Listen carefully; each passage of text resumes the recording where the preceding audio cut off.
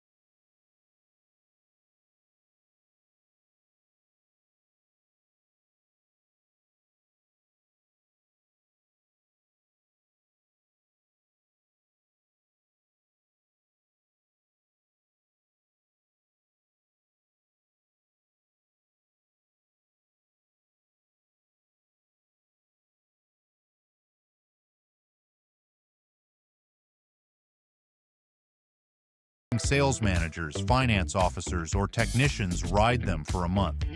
Not only does this provide employees with first-hand product experience, but it also gives the bike just enough wear to escape the new category.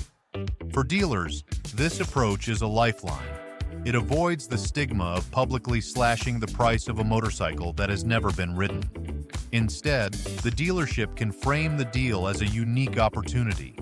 A lightly used Harley with nearly full factory coverage at a discount. For buyers, it feels like a win. They get a near-new bike at a lower price, and the dealer clears inventory that might otherwise sit for another 6 months. The trick, of course, is that perception is everything. A motorcycle that was once seen as a sales failure can, with a few spins of the wheels, become an appealing bargain. Yet not every motorcycle is so easily disguised. Some need more than a title change. Some need a new identity entirely. Certified confidence. Yesterday's mistake becomes today's smart buy. That is the magic of Harley's Certified Pre-Owned program, often shortened to CPO. When a motorcycle lingers unsold or is reclassified as used through demo rides, dealers can fold it into this program, turning an aging liability into a trustworthy investment. To the casual shopper, a Harley with the CPO badge carries legitimacy, a factory-backed inspection, extended warranty coverage, and the reassurance that the brand itself stands behind the machine. It is a marketing masterstroke. Skeptical riders gain reassurance, as a certified pre-owned Harley feels nearly as safe as new, but costs less. Dealers redirect focus from past failure to certification benefits, transforming potential embarrassment into a story of opportunity. The appeal is especially strong for new riders or returning riders who want reassurance. The badge says the motorcycle has been inspected, repaired if needed, and certified to meet Harley's strict standards. To a customer, that means peace of mind. To a dealer, it means moving a motorcycle that might otherwise gather dust until the next model year arrives. This strategy does more than sell motorcycles. It protects the brand's prestige. If Harley openly flooded the market with deep discounts, its premium aura would crack. But by rerouting older inventory into a trusted pre-owned program, Harley maintains exclusivity while still offering deals. It is a delicate balance between saving face and saving sales. Yet even with the strongest branding, some motorcycles still will not budge. When local markets refuse to bite, dealers turn to each other, trading motorcycles across the country to match inventory with regional tastes. The Great Dealer Swap. A dead bike in Boston can be a hot ticket in Tucson. That is the principle behind dealer swaps, a behind-the-scenes tactic that shifts motorcycles across state lines. Buying habits vary dramatically by region. A touring model that sits unsold in a New England city might sell quickly in Texas, where wide-open highways beg for long rides. A Sportster that nobody wants in rural farmland might find eager buyers in coastal cities where nimble, stylish machines thrive. Dealers know these differences and quietly cooperate to balance stock. One store might call another and propose a trade, 3 mid-weight cruisers for one high-demand touring bike, or perhaps an even swap between 2 underperforming models that are mismatched with local tastes. The costs of shipping are considered, but often they are lower than the ongoing interest payments from floor plan financing. Moving the motorcycle to a place where it has a chance to sell is worth far more than leaving it idle. These swaps keep showrooms looking fresh and allow each motorcycle to reach the market that suits it best. They also foster a sense of collaboration within dealer networks, which is unusual in an industry built on competition. Dealers understand that when one store succeeds in moving metal, the brand as a whole benefits. But even swaps have limits. Not every motorcycle has a home waiting elsewhere. Some models are simply too unpopular or too overpriced to move, no matter where they go. For those motorcycles, there is one last destination, one that most customers never see but every dealer knows well: the auction block. Auction day brutality. When a Harley hits the block, brand value meets market gravity. Auctions are the final destination for motorcycles that will not sell through any other means. They strip away the gloss, the carefully crafted showroom pitch, and the aura of prestige. What remains is a blunt reality. What is this machine worth to someone, right here, right now? Auctions split into 2 types. Closed auctions restrict sales to brand dealers, keeping prices steadier. Open auctions are chaotic, with independent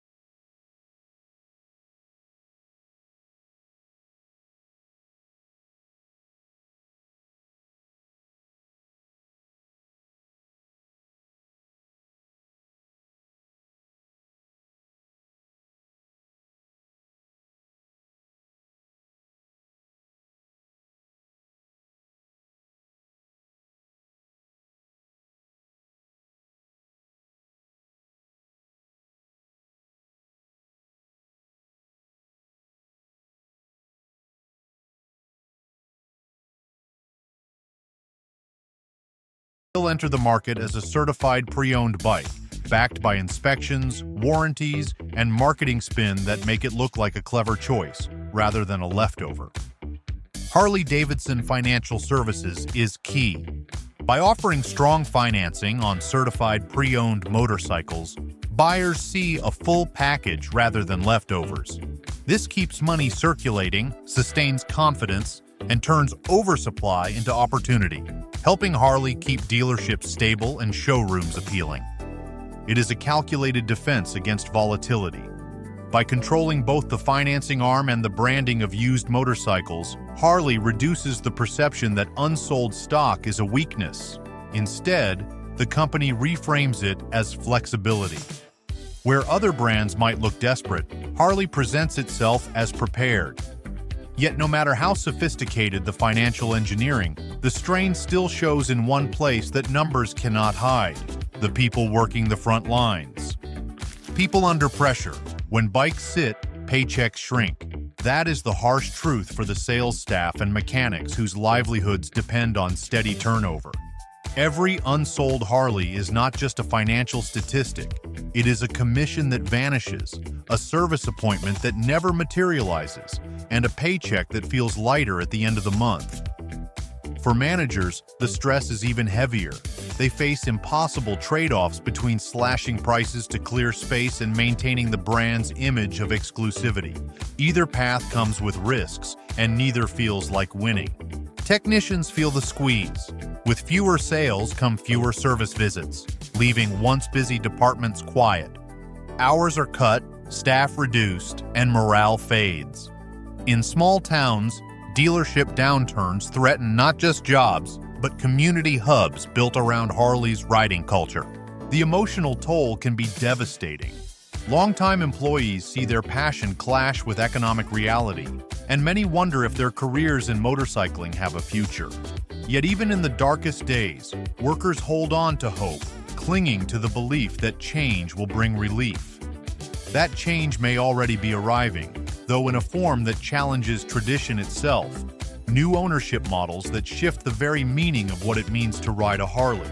And while workers fight to survive, the industry experiments with models that might erase ownership itself. Subscription futures. What if you never had to own a Harley to ride one? That question is no longer hypothetical. Across the industry, manufacturers and startups alike are testing subscription programs, short-term leases, and fleet-sharing models to deal with oversupply. For Harley, this represents both a risk and an opportunity. On one hand, it threatens the traditional identity of a Harley as a prized possession, a lifelong commitment between rider and machine. On the other, it provides a new way to move motorcycles that would otherwise gather dust on the lot. Subscriptions let riders pay monthly for access, often including insurance and maintenance. After a few months, they can swap models or stop.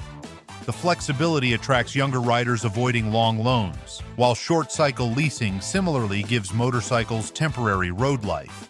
For Harley, these innovations may be the bridge between tradition and survival. While it is a radical shift from the past, it might be the only way to keep the brand relevant in a future where ownership itself is losing appeal. But some Harleys never even get the chance. They disappear overseas. Export escape. When America says no, another country says yes. That is the quiet escape hatch Harley-Davidson dealers and executives rely on when domestic buyers lose interest. Instead of flooding American showrooms with unsold motorcycles, many of those bikes are quietly shipped to secondary markets overseas. By exporting excess inventory, Harley protects the official sticker prices at home, keeping the brand's aura intact while still moving metal somewhere else. Exports protect optics as much as sales. Constant markdowns at home would damage Harley's premium image, but sending bikes abroad preserves prestige. In Latin America, Asia, or the Middle East, even older Harleys feel exotic, transforming Milwaukee leftovers into prized machines. Yet this tactic is not without risks. Exporting motorcycles adds logistical costs, from shipping and customs to local dealer agreements. More importantly, it signals that Harley is managing demand, not leading it. Once foreign buyers realize they are receiving America's leftovers, the image of prestige begins to fade abroad as well. The move that saves face in one market can quietly undermine trust in another. And exports are never simple. Every shipment must